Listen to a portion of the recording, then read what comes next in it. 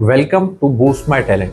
आज हम एक और ऐसा यूनिक टॉपिक लेके आए हैं जो आपको कोई नहीं बताएगा, ना इसका कंटेंट आपको कहीं मिलेगा। इसका टाइटल है smart students guide to understand college placements. College placement को ढूंढने का, समझने का एक एग्जैक्ट फॉर्मूला सिंप्लीफाइड लैंग्वेज में आज आपको हम देने वाले हैं। जब हम अपने लिए एक अच्छा कॉलेज सिलेक्ट करते हैं तो प्लेसमेंट्स एक बहुत बड़ा डिसीजन मेकिंग फैक्टर होता है। एक 100% प्लेसमेंट का टैग देखकर एक इतना कॉन्फिडेंस आ जाता है ना कि बस अपना फ्यूचर तो सिक्योर्ड है। लेकिन इस प्लेसमेंट के नंबर को समझने का एक सही तरीका है, क्योंकि इसकी ना कई सारी लेयर्स होती हैं। आज बूस्ट माय टैलेंट के इस वीडियो में हम आपको यही सिखाएंगे कि इन लेयर्स को कैसे समझें। हम प्लेसमेंट स्टैट्स को आसानी से अंडरस्टैंड करना सिखाएंगे ताकि आप अपने लिए एक कॉन्फिडेंट और वेल इन्फॉर्म्ड डिसीजन ले सके। तो 4 फैक्टर्स हैं इस प्लेसमेंट के पूरे इस सर्कल को समझने के लिए। Factor number 1, understanding the placement pool. Placement pool हम कहते हैं अगर एक क्लास में 100 स्टूडेंट्स हैं जिसमें से 20 स्टूडेंट्स MBA या MTech करने के लिए कहीं और चले गए, 20 स्टूडेंट्स ऐसे हैं जिन्होंने स्टार्टअप ओपन कर लिया या फिर जो अपने पेरेंट्स के बिजनेस में उनके साथ लग गए। सो इनको अक्सर प्लेसमेंट पूल से बाहर कर दिया जाता है। तो जो स्टैट्स बताए जाते हैं वो स्टैट्स में उन्हीं बच्चों को काउंट किया जाता है जो एक्टिवली इन दोनों ऑप्शन से बाहर होते हैं। ये एक स्टैंडर्ड प्रैक्टिस है। इसे समझने से आपको ये क्लियर हो जाता है कि कितने स्टूडेंट्स ने एक्चुअली प्लेसमेंट में ही हिस्सा लिया। So factor number 2, the quality of placements, core versus non core. ये देखना बहुत ज़रूरी है कि स्टूडेंट्स को किस तरह की जॉब्स मिल रही हैं। अगर आपने मैकेनिकल इंजीनियरिंग करी है तो क्या आपको मैकेनिकल इंजीनियरिंग की जॉब मिली है? इसे कोर जॉब कहते हैं। कई बार स्टूडेंट्स को नॉन कोर जॉब्स जैसे सेल्स या कस्टमर सपोर्ट या इस तरीके की जॉब्स उनको ऑफर हो जाती हैं जो उनकी कोर की जॉब नहीं है।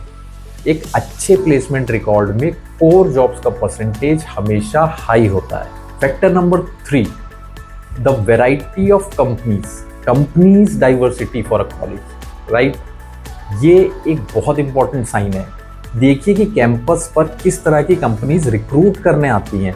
क्या सिर्फ मास रिक्रूटिंग IT कंपनीज आती हैं या product based core engineering firms और नए नए तरह के स्टार्टअप्स, नए बिजनेस, इस तरह के भी कंपनीज उस कॉलेज के लिए आ रही हैं। एक अच्छा कंपनी मिक्स ये दिखाता है कि उस कॉलेज की उस इंडस्ट्री में कितनी ज़्यादा स्ट्रॉन्ग रेपुटेशन है और आपके पास ग्रेजुएशन के बाद चूज करने के लिए उतनी ज़्यादा वैरायटी और उतने ही बेटर ऑप्शंस होते हैं।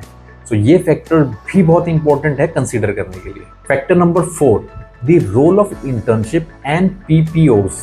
PPO का मतलब है प्री प्लेसमेंट ऑफर। ये एक बहुत पॉजिटिव साइन है। कई स्टूडेंट अपनी इंटर्नशिप के दौरान इतना अच्छा काम करते हैं कि कंपनी उन्हें इंटर्नशिप के एंड में ही फुल टाइम ऑफर जॉब दे देती है। अगर किसी कॉलेज में PPO का नंबर बहुत हाई है तो वो ये दिखाता है कि वहाँ के स्टूडेंट्स इंडस्ट्री के लिए कितने रेडी हैं और कंपनीज उन पर बहुत ज़्यादा ट्रस्ट करती हैं। तो ये वो 4 फैक्टर्स हैं जो आपको समझने चाहिए कि प्लेसमेंट में किसी कॉलेज से क्या पूछना है, क्या समझना है या आपको अपनी क्या रिसर्च करनी है। तो आपको आज एक स्मार्ट स्टूडेंट चेकलिस्ट बताता हूँ। आप अपने कॉलेज में एडमिशन के टाइम जो भी प्लेसमेंट परसेंटेज उनके होते हैं, आप वहाँ पे कुछ क्वेश्चंस हैं जो पूछ सकते हैं। Question number 1, sir could you please tell me how many students were eligible for placement pool last year? Second, what was the approximate percentage of students who got placed in core profiles? Third, could you share a list of different type of companies that visited for the placement? And the fourth, what is the general trend of pre-placement offers at your college?